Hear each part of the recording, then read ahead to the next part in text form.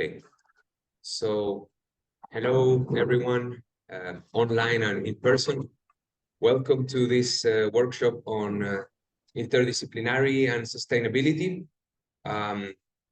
This workshop came out of interaction with the University of Philippines, Diliman, on a project that we as people who work in interdisciplinarity and complex adaptive systems became connected to them and started this grant supported by the Vleerbuos agency, which is like the Flemish government agency for cooperation.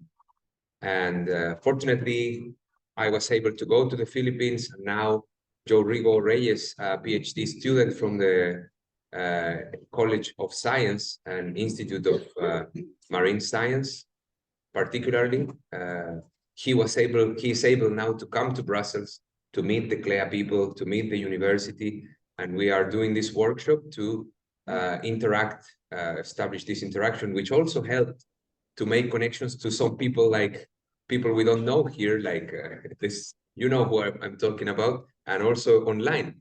So we're having like a sort of little hub of connection that is basically inspired by this cooperation on sustainability via interdisciplinarity. So this workshop is going to show different perspectives at theoretical or practical or experiential levels in what is to dedicate your life or academic life to sustainability. So our first speaker is Francis Heylighen, the scientific director of the center that is organizing this event, and a very, let's say, well-known cybernetician. So he's gonna talk about self-maintenance and how can that be the concept for understanding sustainability. So the talks will go for like around 30 minutes, and then we have an open discussion that will last 15 to 20 minutes. So be ready to ask as many questions as you want. So thank you, Francis.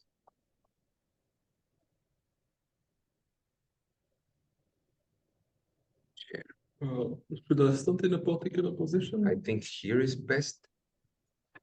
If you can see you can see yourself. Yeah.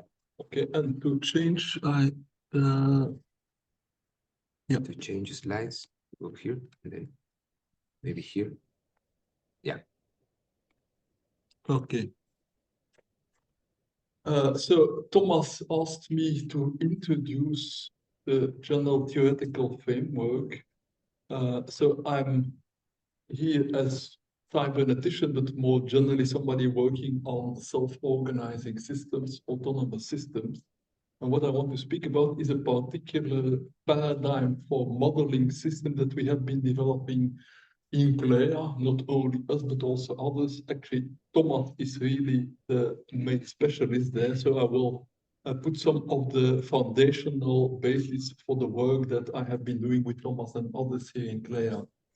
And that is the idea that sustainable systems should be systems that are ideally self-sustaining, or as we call them, self-maintaining.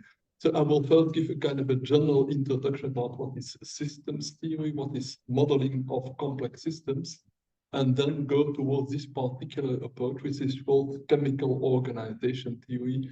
Some of you may have heard about it. For others, it will be new. I'm not going to go into the technical details. We don't have the time for that. But to give you a feeling of why I think this approach is particularly illuminating to understand sustainability.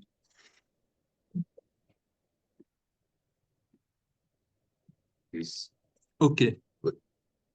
So let's start with a very quick definition of what is sustainability. So a system is sustainable when it can continue functioning without limit. That means you don't expect that at a certain moment the resources that the system needs will run out, or that the system would produce so much pollution or toxins or whatever negative conditions that it cannot continue functioning like that. So that is a very simple, intuitive definition. And what I would like to add to that is that ideally you want to have a system that is self-maintaining. That means that you do not need to have always a particular person or group or organization in in charge to make sure that everything is happening in the self-sustaining way. Because if for whatever reason that control system would disappear, then the system would stop being sustainable and then things may end badly. So ideally, you would like to have a system that can sustain on its own. And sustaining on its own, that means basically that it uses as little resources as possible, which means that it will mostly recycle its resources. It will somehow reuse its own outputs. So whenever it needs an input, because systems will always need an input, it should be an input that is indefinitely available, like typically sunlight. The whole ecosystem of the earth would not function if there wouldn't be this constant supply of sunlight. So let's go into a little bit more details about what that means. So first, I give a course with an introduction to systems theory. I will very quickly go over to that. So I define a system as a whole consisting of coupled elements. By a whole, I mean that the system has certain emergent properties. That means properties that you find for the system as a whole and you don't find in the elements. One of the examples I give in my course is a car.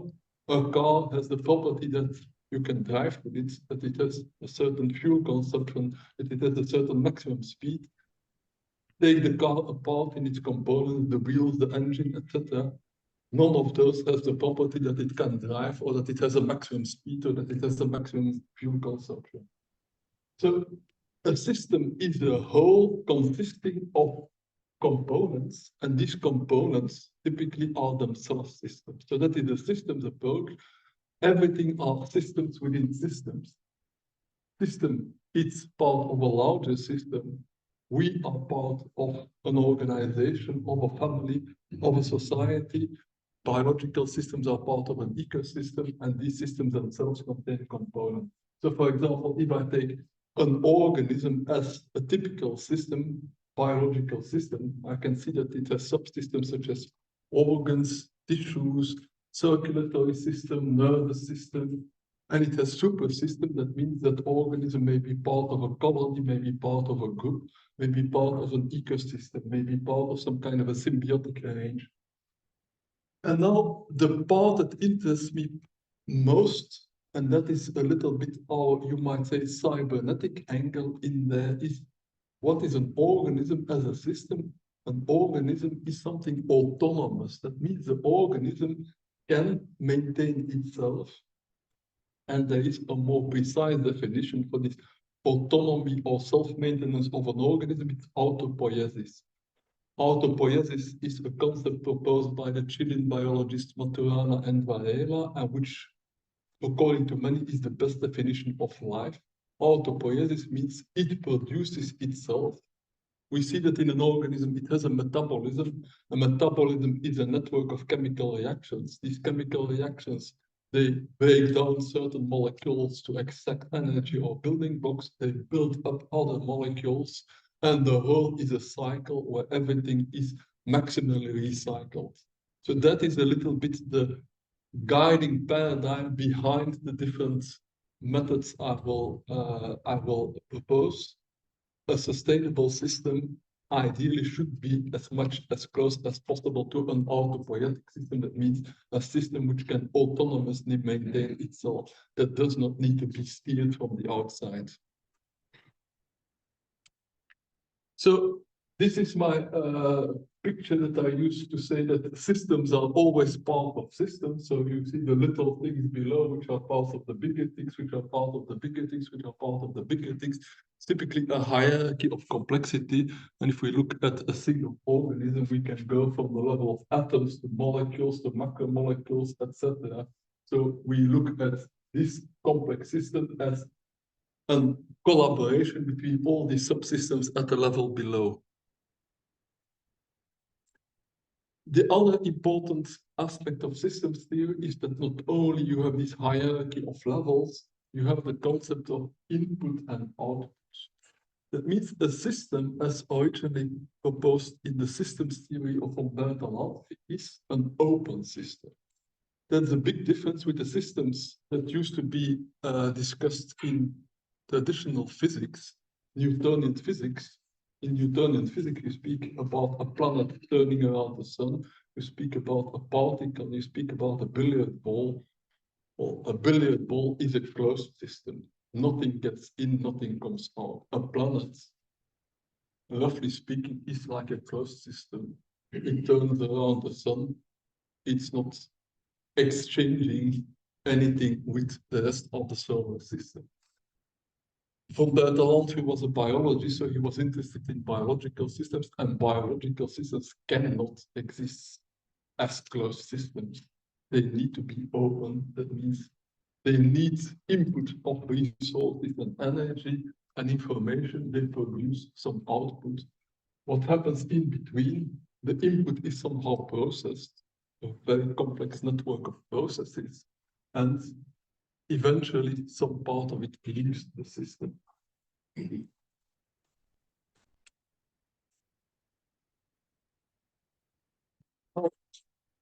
Starting from this very simple notion, every system has an input and an output, we immediately can define a coupling between systems. What does it mean that a system is coupled to another system?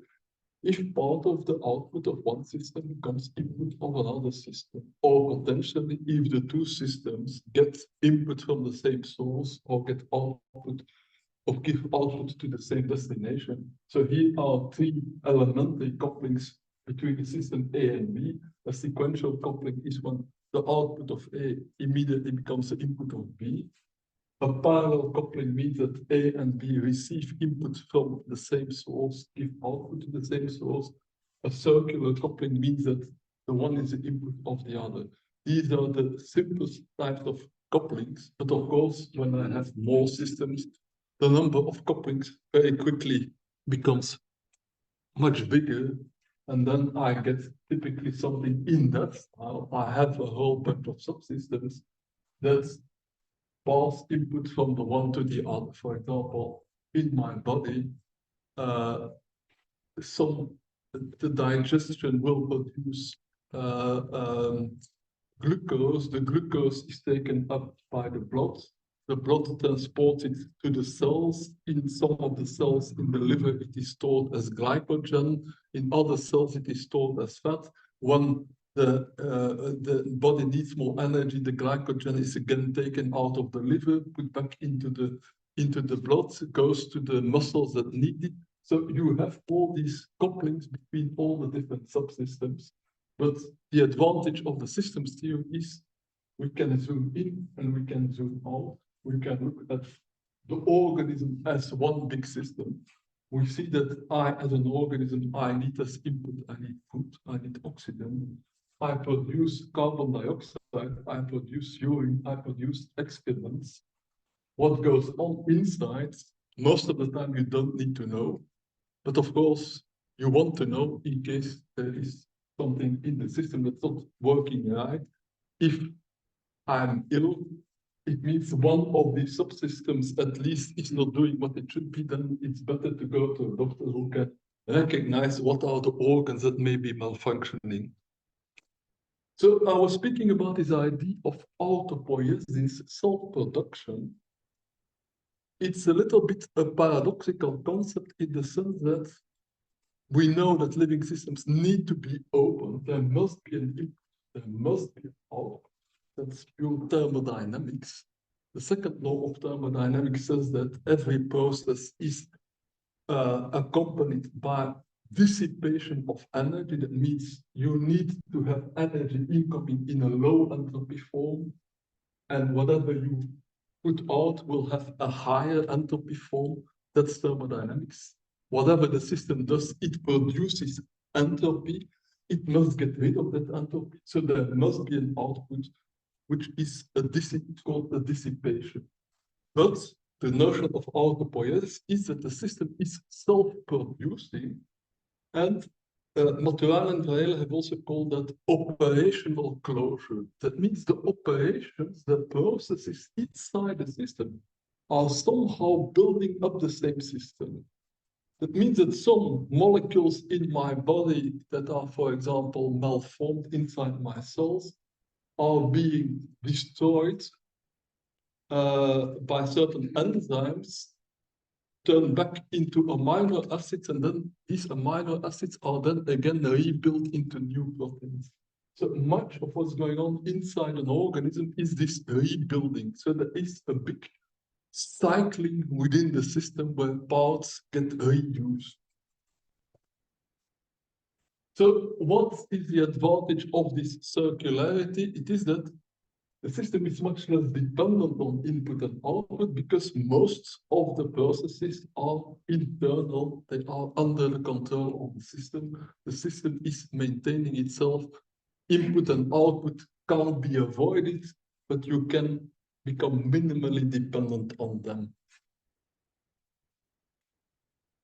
So this is, of course, one of the classical views of sustainability. Ideally, we would apply this principle of circularity to our economy.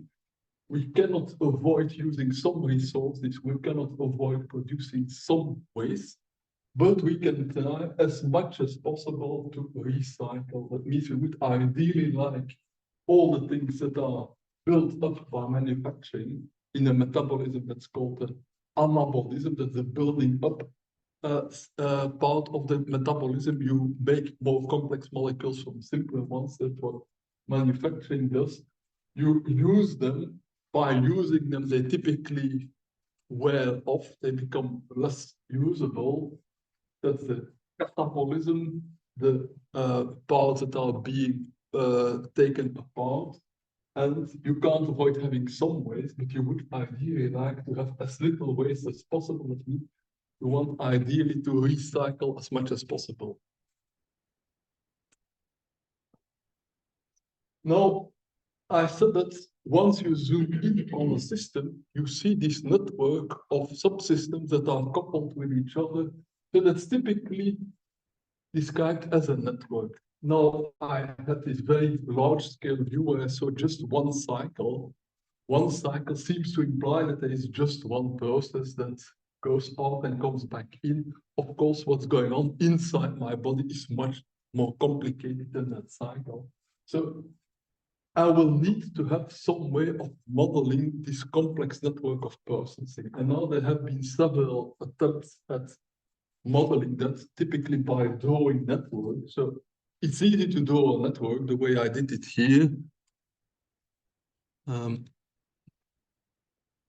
But what do these arrows mean? What does it mean that these two things come here and this goes out there and then goes out there? It's ambitious. It's ambiguous. So here is an example, which is not a particularly scientific example, but it's from a group that calls ZERI. I think it's started for zero emission.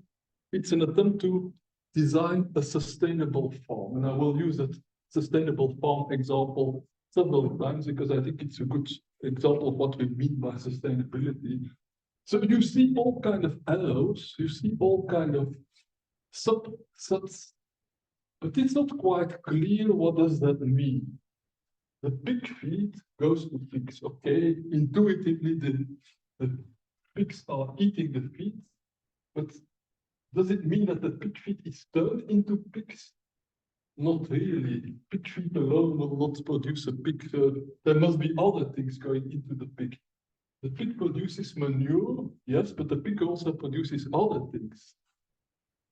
The manure goes into a digester, out comes biogas, and then there is an arrow to algae bases. Not clear what that means. What does that mean? The digester goes into algae bases. The algae bases produce fertilizer. The fertilizer goes to the garden. Yes. We see some other things. We see that the span grain produces a substance. And out of the subset come earthworms and mushrooms. Yeah, probably the earthworms are eating from the substrate and the mushrooms are growing on the substrate and then wasted substrate. Intuitively, it makes sense, but if you want to understand that in a more formal, mathematical, scientific way, this is quite ambiguous. So let's look at some other attempts. One very classical method is called system dynamics. And to explain system dynamics, I need to introduce the concept of positive and negative influence.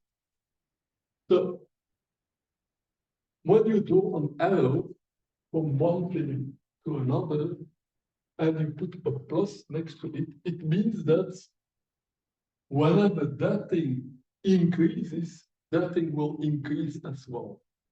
A positive arrow means that the one influences the other in a positive way. If there is more grass, there will be more rabbits. So grass somehow is a substrate to grow rabbits from. If you put a negative sign on your arrow, it means it has a negative influence. If there are more rabbits, the rabbits will eat the grass, so the grass will diminish. So if you put the two in a cycle, you get the well-known concept of a negative feedback. The whole sign is plus times minus, is minus, it's negative. That means this is a stabilizing kind of circularity. More grass leads to more rabbits leads to less grass leads to less rabbits leads to more grass, leads to more rabbits. So the thing may fluctuate, but it will not expand. But then, of course, the opposite, the positive feedback. If both influences are positive, more people that are infected will spread more viruses. More viruses that are being spread means more people will be infected, and therefore the number of infections will always increase. That's a typical example of an exponential growth or kind of an explosive growth. Positive feedbacks, by definition, are unstable from wherever position you start. If it goes up or down a little bit, the deviation will grow. If there are a few infections, there will be more infections, there will be more infections, there will be more infections until everybody who could get infected has been infected. So the positive feedbacks, that's the tricky part for sustainable systems. Positive feedbacks, by definition, go so much that at a certain moment they must run out of resource. So part of this modeling method that I will sketch, system dynamics, is to find out where are the positive feedbacks, because these are the danger points. So let's look at an example. So it's called system dynamics. What you do is you draw all the different elements of your network. You draw the arrows if you know that the one has an influence on the other. That means some of the output of the one comes input of the other, and you draw the arrows with a plus or a minus if it's a positive influence. If the growth of the one implies the growth of the other, it's a negative influence if the growth of the one implies the decrease of the other.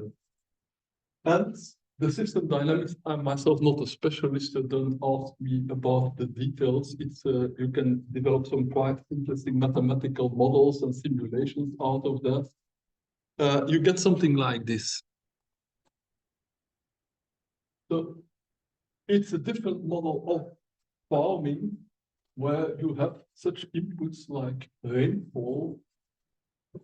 Rainfall means that the farmer has water available. That water available is used to grow plants. So more water means more yield.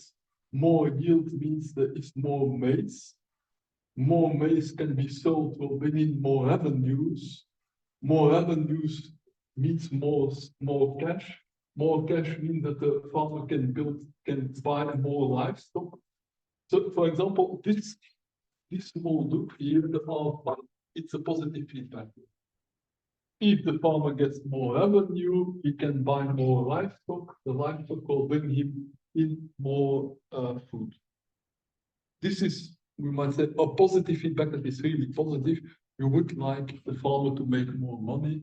But of course, we might wonder at a certain moment, wouldn't the livestock produce too much manure? And then maybe the thing is not so sustainable here. In this model, I don't see any negative effect of pollution, but you might have maybe a negative effect of pollution. The livestock produces too much manure. It starts poisoning the water, there might be again a negative effect on the farmer. So but this is a kind of systems dynamics models, and what you do typically is you look at one variable that you know is relevant, and then you see whether it has an influence on another variable. For example, if you use fertilizers, the quality of the soil will get better. If the quality of the soil is better, you will have more yield. But on the other hand, the more yield, that means the more harvest, the more plants you harvest, the lower the soil quality, because the harvest will, of course, extract nutrients from the soil. So it's a very useful, nice, intuitive model, but there are some limitations to it. And the limitations is, I first showed you that system with one input and one output. In these network models, there are several inputs and outputs. And now there is a big ambiguity. Suppose that I draw this as a system, and I say there is an input X and an input Y. There's an output Z and there's an output W. What does that mean? Does it mean that whatever is going on in the system requires both X and Y? That means X and Y are necessary for anything to happen inside the system? Or does it mean that either X or Y can do it? The one I might call is a multiplicative conjunction when both are necessary. The other one is an additive disjunction. Either of them is possible. So let me illustrate it with my system dynamics example. In that system dynamics model, there was an arrow that was going to the income of the farmer. Wait, I'll go back to the slide. So I see here maize sold and food price. If the food price is higher, the revenue of the farmer will be higher. If the amount of maize sold is higher, the revenue of the farmer will be high. So both the price of the maize and the amount of maize have an influence, affect the income of the farmer. But they affect that in a multiplicative way. Because imagine that the farmer would not have any maize, then whatever the price is, he wouldn't have any revenue. Imagine that for whatever reason the price goes to zero, people are giving away maize for free, then no matter how much maize the farmer has, he would have zero income. So here you see the two factors are both necessary. They have a multiplicative effect. The income of the farmer, we can even say, is a multiplication of the amount of maize he manages to sell and the price of the maize. But now, in the same system dynamics, I had other arrows. Here I see the water that is available. On the one hand, there's an input from the rainfall. On the other hand, there is an input from the irrigation. So obviously, you can get water from rainfall and you can get water from irrigation, but you don't need both. If there is enough rain, you don't need irrigation. If there is enough irrigation, you don't need rain. It's an additive relationship. It's not a multiplicative relationship. So that is the ambiguity. Drawing arrows, it seems like it's very intuitive, it's very obvious what these arrows mean. But if there is more than one arrow input, more than one arrow output, you don't know, are both necessary? Is one of them necessary? Does the one add to the other? Does the one make the other one possible? It's not obvious. Here we have the same problem. Heat and substance mushrooms. Do you need both the substance and the heat? Not clear. Substance you most likely will need. Heat may make the mushrooms go faster, but maybe the mushrooms go as well without heat. We don't know. Digester goes to algae basics and to fertilizer. Does it go either to fertilizer or to algae basic? Does it need to go to both of them? all of that is very ambiguous. That is why we need a different approach, and this different approach is the one that I'm building up towards the chemical organization theory, but I look at it in a more broad framework. I call it a relational ontology, a relational agents ontology. That means instead of starting to look at the system as being objects that are connected by links, I'm looking at every component as a process. Every system is a process that transforms some input into an output. So I'm not thinking in terms of objects, I'm always thinking in terms of processes. So what is a process? A process is something that takes something in some condition, some resource, some situation, and transforms it into something else. I put it as the simple arrow x goes to y. So the system, if I have a stable system, it is something that enables a process, that the system functions as the container for the process. It's the thing that, you might say, the agent of the process or the catalyst of the process. So, and now we come to a notation which is similar to the notation used in chemistry. And this is a notation that solves this problem of the ambiguity. What does it mean if there are several arrows coming together? So I assume that I have something A, B, C. These are the conditions, these are the variables. I call them here resources. Some people call them molecules or species. The name is not that important, but these are variables. These are things that you can have more or you can have less. But in the simplest process, arrow A means A is somehow injected into the system. I don't know where A comes from, it's just there. If I look at the Earth, sunlight is one of the inputs. I don't need to worry about the sun. The sun is outside my system, so I just put, there's an input of sunlight. A arrow means A leaves the system, there's an output of A. A turns into B, that's the most obvious one. You start with A, you end up with B, and then now we come into the reaction notation. A plus B gives C plus D. That means A and B together are necessary, they react, and then they produce C and D. So I had this is what I call the multiplicative relation. It's a little bit confusing that it's written with a plus, but it's multiplicative because in chemistry, A and B must be necessary to produce C and D.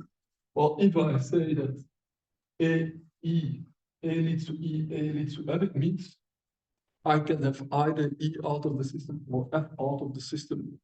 The two processes do not need to necessarily go together. And then I can write A plus X gives B plus X. The X is necessary for the whole conversion, but X itself is not affected. So now we come to this notion of chemical organization. We use this reaction network formalism, and we define an organization as a set of the resources. These were the variables that can go up and down, and the reactions that transform the resources the one into the other, which is such that it's called closed. But closed here has the meaning that whatever resources are produced, no new resources are produced. That means all the ones that were there initially get produced, but then no additional ones get produced. And most importantly, self-maintaining. That means I have processes that take some input, transform it into something else, but in the end, whatever is consumed is produced again. So the resources do not run out. And that, we might say, is a definition of sustainability. The organization, whatever it consumes as resources, it produces again. So this is, I would say, a nice model of sustainable systems. And as we will see, that are spontaneous. And it's a model that's very easy to analyze and to simulate. So what would be the simplest model of a self-maintaining system, just a cycle? I must have some inputs. A turns into B, B turns back into A, I must have some output. It's the very simplest model that we saw here in that form. But of course, I need to go into more detail if I want to understand it. This is an example of a more complex system, and here you immediately see that thinking in cycles is not enough. Implicit in that whole thing is a cycle. If I go from B, I can follow a path. No, I can't follow a path from there to B. I can't go back. But yes, yeah. Correct. From B to C. Yes, to there. Yes. So that is very complicated path from B to C to G to R back to B. You see, this is actually a very simple model. All the reactions are written there. It's just 6 lines. There's one input, there's one output, because I always need to have them. But the whole thing is closed, self-maintaining. It means whatever is consumed, C is turned by this reaction into FEG, but C is rebuilt by this reaction. So the whole thing is self-maintaining. Whatever is consumed by one process is produced by another process. And if you try to write it down as a scheme, it immediately becomes impossible to understand. But if you write it down, it's actually very simple. And of course, you can program a computer with those rules, and you can simulate pretty well what's going on. So let's go back to some more concrete examples.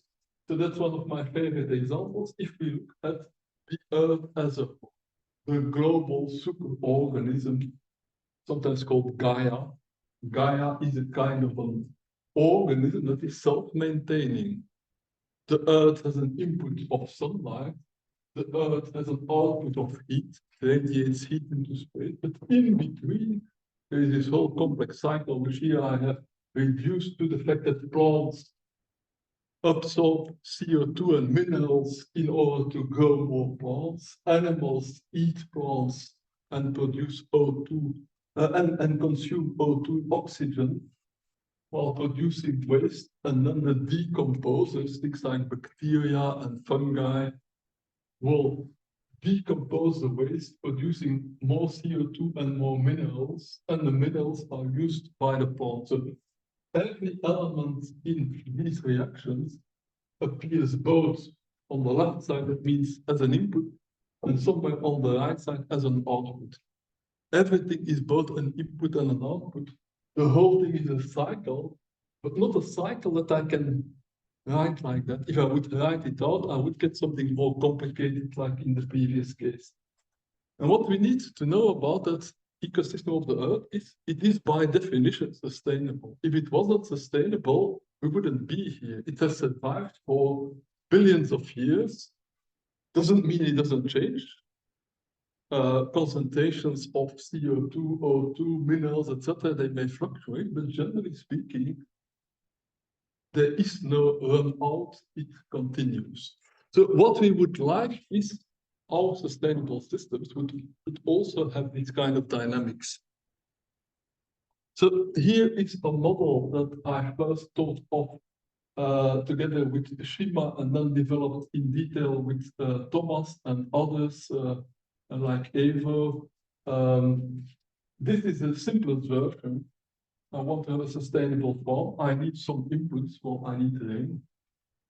I have cows, grass and cows. The cows eat the grass, that means the grass is input, but it's no longer output. The cows produce milk, the cows produce dung. The dung is further digested by worms. They are the role of my decomposers. They produce fertilizer. Water and fertilizer together is enough for the grass to grow. So you get more grass, and the farmer can sell some of the milk and get money out of it. Okay, that's a very simple model. Let's make it a little bit more complicated. Here I have added chickens, infrastructure. The chickens, they eat the worms, they eat the grass, they lay eggs, and they produce fertilizer. I have added grains. The farmer also grows cereals on part of his lands. The grains are eaten by the chickens. So part of the grains are recycled. The eggs grow into small chicks. The chicks grow into chickens. They are being fed by the grass and the worms. The straw that comes from the grains is recycled by, it's eaten by the cows, so they will produce more milk because now they eat not only grass, they also eat straw. So I have made my system more complicated, but because of making it more complicated, it's also more redundant. There's more than one way to feed the chickens. There's more than one way to feed the cows. Let's add the economics of the farm. Now the farmer can not only sell the milk, but the farmer can sell the eggs, can sell the milk, can sell the grain, may even be able to sell the straw and the chickens. There will still be some loss. Some of the worms may escape. The infrastructure runs out, but because of the money that the farmer gets, the farmer can reinvest that into infrastructure. So in principle, the system is sustainable not only ecologically, but also economically. So this is a kind of a toy system which our CLEA group has been working out and published in this paper. And now I will show you some pictures from that paper. Another important concept in COT's chemical organization here is you define an organization as a whole network that is self-maintaining, but you can have sub-networks that are self-maintaining on their own. So I started with a very simple model of the farm where there were no chickens and there was no grain, there were just cows and grass. That is a model that I call the farm grain and chickenless farm. It's a farm with just cows and grass. That is sustainable. But I could also have that doesn't have any grains. It still has chickens because the chickens can eat the worms and the grass. That's also a sustainable sub-organization. Or I can have a farm without chickens. I can have that's a farm without grain. That's a farm without chickens. I have different varieties. The farm with everything: grain, chickens, and cows. Only cows, cows and grain, cows and chickens. All of these are sustainable according to the model. So if you have the mathematical structure the way I wrote it down, you can easily find that these are the viable, the sustainable sub-organizations. Here, that is Thomas, who had been modeling that with his collaborators in Chile. That is the minimal farm. That means without straw, without grain, without eggs, without chicks. There are no links. That means these are not being part of the reactions of the processes of the farm. And then you can represent each of the reactions by this more complicated. Unfortunately, the graphical representation of this reaction system is more complicated than a system dynamics model. It's not as intuitive, but you can use a computer to analyze it. So that is the simpler version. That's the farm with only the cows. Note that here we have introduced another variable, mice. The mice are not part of what makes the farm sustainable. The mice are a problem that could potentially make the farm unsustainable. So at this moment, the mice are not yet introduced. Here is the more complicated version where all of them are included, and the mice are included because the mice eat some of the grain. So if the mice would eat too much of the grain, other things would start running out and the whole farm would no longer be sustainable. So now what the software can do is calculate how much all of the other reactions should produce to find out, can the system survive an invasion by mice? Suppose you have a farm, it's running very well. You store your grain, you give your grain to the chickens, you give your store to the cows, and at a certain moment you have an invasion of mice, and the mice start eating all your grains. Can your farm survive? The computer simulation can, in principle, calculate it under which conditions the farm can survive. That's for sure. Yeah. Is there a different arrow and a line? Between what? Some have an arrow, some are lines. The lines mean that it's on both sides of the reaction. That means that the arrow means outgoing arrow means it's in the output of the reaction. Are you asking curved versus a straight line? No, is that another? No, some lines have an arrow at the end, and some are just, well, Yeah, the arrows are output of the reaction and the lines are in. Oh, they are input. Yeah, okay, sorry. Yeah. So, for example, reaction 4, we have worms are required, and the grass is required, and then those that are, and also chickens are required, but chickens are also part of the output. For example, between grain and air 18, there is a line, and which is leading to mice. Yeah. So So what mice. is air 18? Yeah, R18 says that input of grain, input of mice leads to more mice. So it's the idea, the more grain that mice have, the faster they reproduce. So this is one of the problematic things. Mice are necessary for the reaction to take place. Grain is necessary for the reaction to take place. Mice plus grain gives us output. The grain disappears, the mice multiply. So each time there is a spot like R13, R18, something, it means that there is additional, there is more of it. When there is an input, it means it is being produced. But if it is being produced as much as it is being consumed, that's not necessarily means that there is, it can remain stable. There's also a concept called overproduction. Overproduction means if the whole output increases. For example, in the farm, you would like there to be an overproduction of milk and an overproduction of money. You don't want the farmer to have just enough money to survive. You would like the farmer to be able to make profits. In this case, the mice, there is an overproduction of mice because the mice tends to multiply.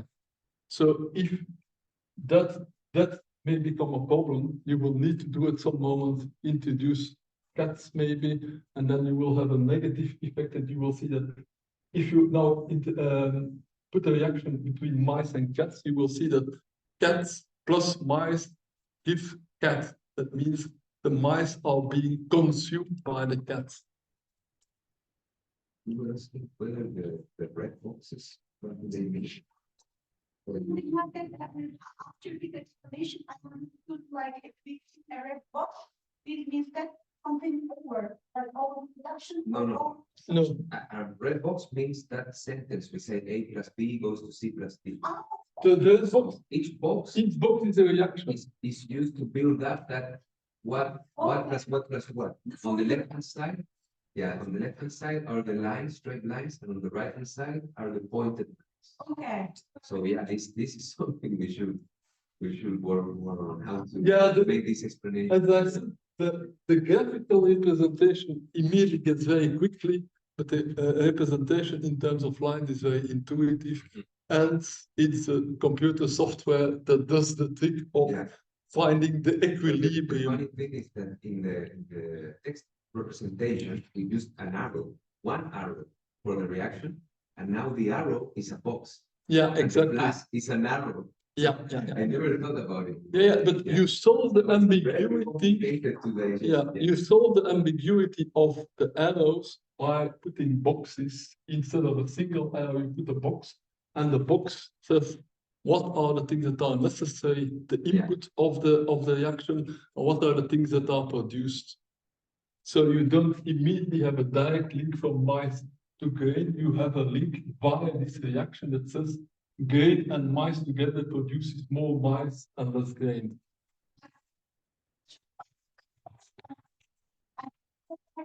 I know that it text analysis, for example, there are same colors. It means that these words are in the same group or they are kind of timely. In your analysis, also the colors represent, like green color representing are this group a cluster? They go together? I can Thomas can answer that because I don't remember the codings of the. Actually, I will just briefly mention out of what Francis was saying of the overproduction, because it's the technical result we prove in this paper is that by overproducing different things, the whole farm is more or less resistant to a mice attack, let's say, to a mice invasion, and particularly the green, like the light green, the down grass fertilizer structure, all that represents what is overproduced. And this is by choice. Like you're a farmer, you work on overproducing that. And what is funny is that all the other things that are not overproduced are separated into three colors, basically. Cows and farmer are things that will not change by the model. These are like catalysts only. So they will not change no matter what, because it's a model choice. The time scale of the model doesn't kill farmers and doesn't kill cows. They won't die. But you still have worms, eggs, chickens, and the milk, straw, and water, different colors. The interesting thing is that by overproducing in this way the farm, you can separate the processes of chicken, eggs, worms, and water, milk, straw. Even if they are connected through lines, you will find the links. But the fact that you overproduce these other things that I just said will allow to separate. So if there is an attack on, for example, the left part, worms, eggs, chickens, that attack will not affect milk, straw, water, will not, because it's overproducing what is connecting them. So the impact of a perturbation of a disturbance does not propagate through the whole network. That's the study, and that's why it's a framework for resilience, because we can analyze how to, by overproducing certain parts of the network, we can avoid the propagation of shocks to other parts of the network. And we can do that optimally and blah, blah. So. Well, I have quite a few more slides, but I think I'm not going to show them, that I will just summarize what I think are the most important things of this model. So first important thing is, it's easy to start building a model. You write those reactions just in a list. It's easy if you have the right software, but that has taken us some time to develop that software, put it into a computer model so that you can analyze it, see what are the self-sustaining, that means the viable sub-organizations in there, which combinations are viable. And then there are three important things at the conceptual level. These things tend to self-organize. And that is because when we look at nature, ecosystems are like that. Ecosystems. You see that the different species can go up or down. For example, I gave that very simple example with the rabbits and the grass. If the grass goes down too much, the number of rabbits goes down. If the number of rabbits goes down, the grass goes up. So ecosystems tend towards equilibrium. It's a dynamic equilibrium. It's not a fixed equilibrium, but they tend to be adaptive. And an ecosystem, of course, is much more complicated than this feedback cycle between grass and rabbits, because there will also be foxes that eat rabbits, and there will be other things that kill foxes, and the rabbits may eat other things than grass, etc. So in ecosystems, we know we have these kind of dynamics, and we know that they tend to self-organize, and we can actually understand that self-organization through a very general principle, which is one that the cybernetician Ashby called the principle of self-organization, which is that if you have a complex system consisting of different components, you let it evolve according to its own dynamics. it will tend to get into an attractor. That means a region where the system remains cycling in, and it's as if the different components have adapted to each other. An example that I've used in one of my papers, you can sometimes build a completely or almost completely closed ecosystem. You have these kind of aquariums that don't exchange any matter with the world. They still have light in there, but you have a number of species. For example, you have algae, you have shrimps, you have bacteria. The shrimps eat the algae produce waste. The waste is decomposed by the bacteria into fertilizer for the algae. You can have a closed ecosystem, closed except for light. You can buy those, but you can also make one. And how would you make one? You go to a pond, you capture all kinds of plants, soil, animals, you put it in one big box, you close off the box, and then you see what happens. What happens is typically that a number of these species will die, will disappear, but there will be some that will remain. So you have built an ecosystem in a box, it has self-stabilized. And it has become self-maintaining. I have done the experiment myself numerous times. I still have an aquarium standing somewhere where there isn't much life in there anywhere, but I haven't touched it in like 2 years. There is still life in there. So that this model of chemical organization is a model of how these self-maintaining systems can self-organize. They do self-organize. We know it from the real world. We know it by simulating these kind of systems. The idea is simply that if a particular resource needs more input than is available, after a while it will disappear from the system. If the input it needs is enough, it will stay in the system. The system is adapting, is self-organizing. So that's one of the first steps. You tend to get a self-maintaining system, but unfortunately, it could be that it's a pretty trivial self-maintaining system. For example, if you do that with an aquarium and you start with fish in there, most likely the fish will not survive, but snails and worms and maybe some invertebrates will survive. So what we, of course, don't want is that we build a system that collapses to a very simple form. So you want to keep enough diversity, and that's why you need the more complicated models to see what are the different cases. Like here,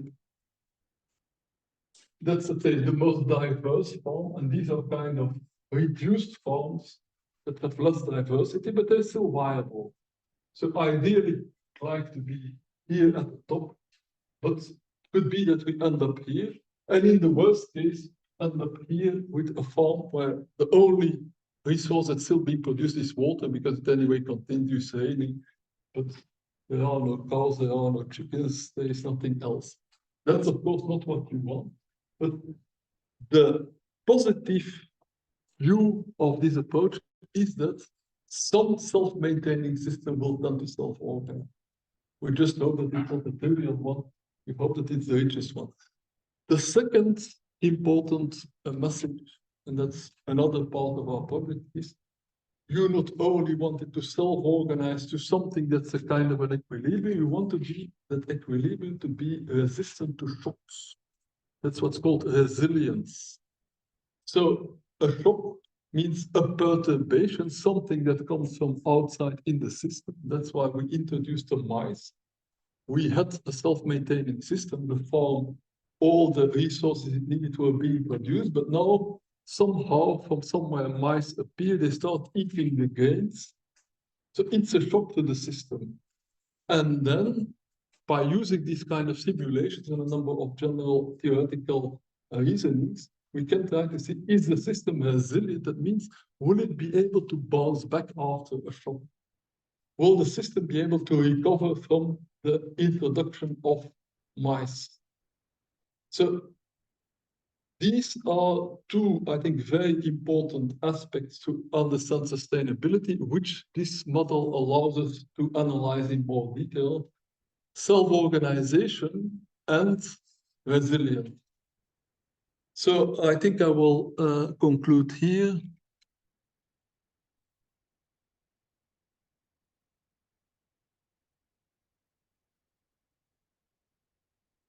So sustainability can be modeled with this formalism of reaction networks. A reaction network, that means a collection of processes where a process is modeled as a reaction.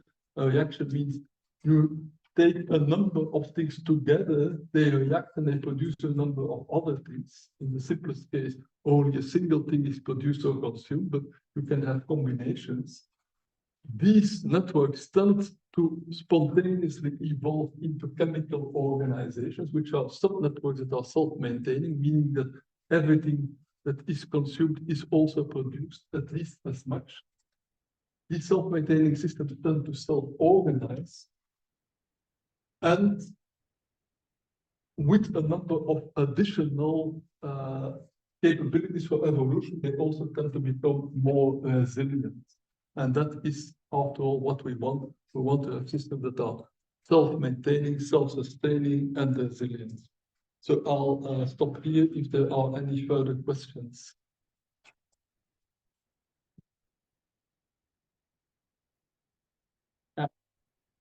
There is a question for both you and Thomas.